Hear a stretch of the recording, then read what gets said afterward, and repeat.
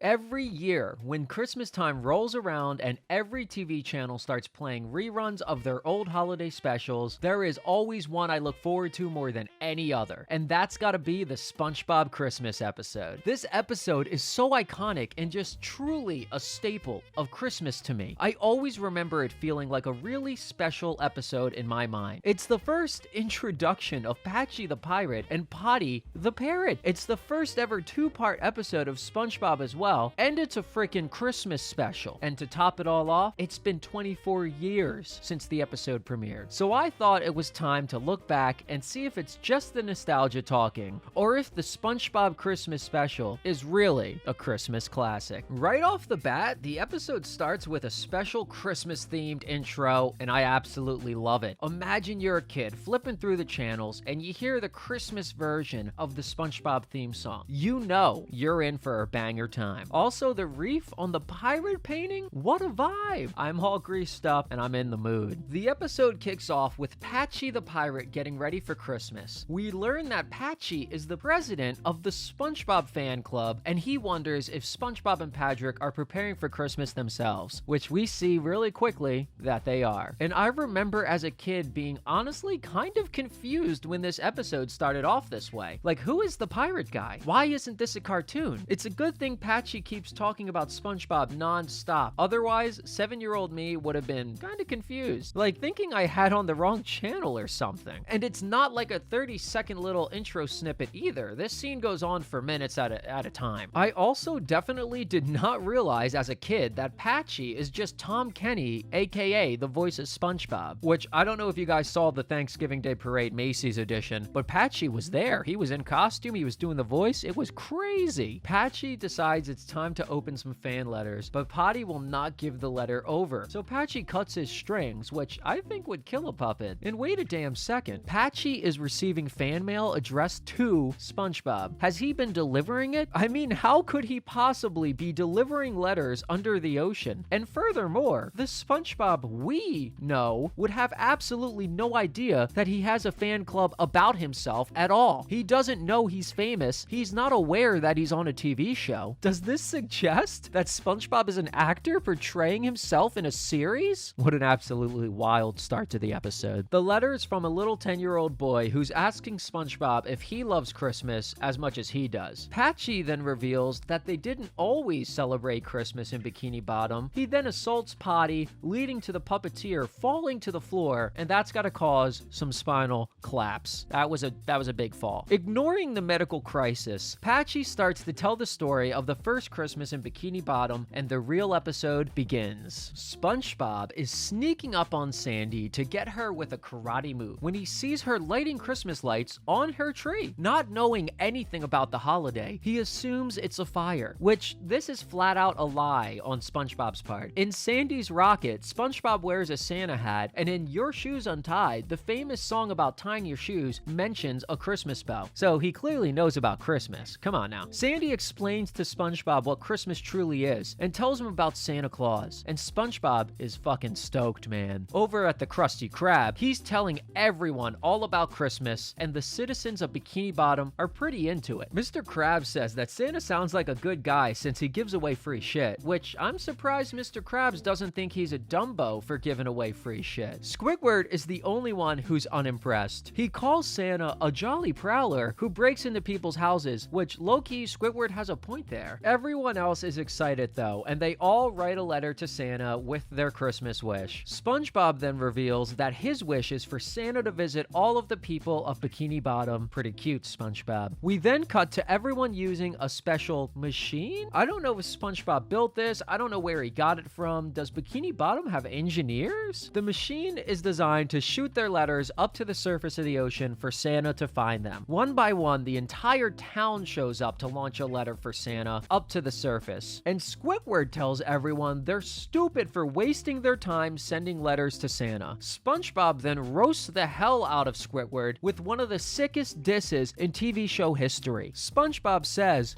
"Gee, Squidward, Maybe Santa will bring me a dictionary so I can understand what you just said. Fucking burn, man. We then launch into one of the best Christmas songs to ever grace the ears of humankind. I don't know the actual title, but it's "This Christmas Feels Like the Very First Christmas to Me," and it's been a holiday staple I blast every year since I've been 4 years old. It's endless. Move over Mariah Carey. SpongeBob is my top artist this holiday season. Not even close. During the song, SpongeBob and Patrick essentially infiltrate all of Bikini Bottom with capitalism. I mean, Christmas cheer and magic. They even decorate Squidward's house for him, much to his disapproval. Can't he be grateful for once? And during the song, Mr. Krabs has this soprano part that used to always make me laugh my ass off as a kid. Classic. SpongeBob sends off the last letter for the night when he realizes that Squidward hasn't sent a letter yet. Squidward then refuses to write one and says he simply doesn't believe in Santa. And as Squidward lies down to sleep, the entire town gathers outside his house to sing "Santa's Coming Tonight," which isn't really a song, but more of a chant that I also sing every year for Christmas. Well, I guess chant every year for Christmas. They sing all night long until the sun rises, and Santa never shows up, which is kind of heartbreaking. The entire town gets pissed at SpongeBob for lying about Santa, and they all leave, saying, "Let's go waste our time somewhere else." I always love that line. Even Patrick and the snowman accept defeat and leave SpongeBob alone with his tears. And when Squidward finally wakes up, he grabs a megaphone and runs out front to mock and hassle SpongeBob. He takes a picture of SpongeBob's misery, which actually becomes a massive meme at some point, all while gloating that Santa never came. He even slaps his ass in SpongeBob's face, which is downright sick. SpongeBob tells Squidward he was right and that the holiday is stupid. He then gives Squidward a present and says he made it for him so he wouldn't feel left out when Santa brought everyone else a gift. SpongeBob walks off sobbing, and Squidward opens the gift to see a hand-carved clarinet that literally has functioning, dancing mini Squidwards in it, and Squidward realizes now that he's a complete fucking loser. SpongeBob is depressed as hell, taking down all his Christmas decorations he worked so hard on when he hears a familiar "ho ho ho." Turns out it came from Squidward, who's on the roof dressed as Santa. He falls off the roof, and SpongeBob simply has a stroke at the idea of meeting Santa instead of asking if he's okay. SpongeBob thanks Santa for bringing Christmas to Bikini Bottom, and Squidward responds, "I didn't bring Christmas to Bikini Bottom, SpongeBob. You did." And that moment gets me. Now that he's given SpongeBob his Christmas wish of meeting Santa, Squidward tries to back away and be done with it. But just before he can get inside his house, a little girl asks if he has a present for her too. SpongeBob tells the little girl not to worry and says Santa won't let anyone down, forcing Squidward to run back inside to find a gift. He asks himself, what do little girls like? And then gives her a monkey wrench that she actually loves. And that's such a funny joke. It's like a two-part joke, and I'm so into it. And before Squidward knows it, boom, the entire town is lined up outside waiting for their gift. Squidward feels he has no other option but to start giving away all of his personal belongings to the citizens of Bikini Bottom. And when everything is said and done, he has nothing left. SpongeBob then knocks on Squidward's door and tells Squidward he missed it and squeals with excitement about how Santa was just here. Squidward kicks SpongeBob out, and when he does, he notices a letter on the floor saying thank you for the help and telling him that he's been a good boy from Santa. Squidward then looks up into the sky to see the real Santa Claus doing some absolutely batshit insane moves and poses at the camera. And as a kid, I always thought this guy must have been drunk or something. I know something was up. Back over at Patchy's house, he wishes us all a Merry Christmas as Potty tries repeatedly to kiss him under the mistletoe. We get a classy little Happy Holidays message from Nickelodeon, along with an exterior shot of Patchy's crib, which I want to know where it's at.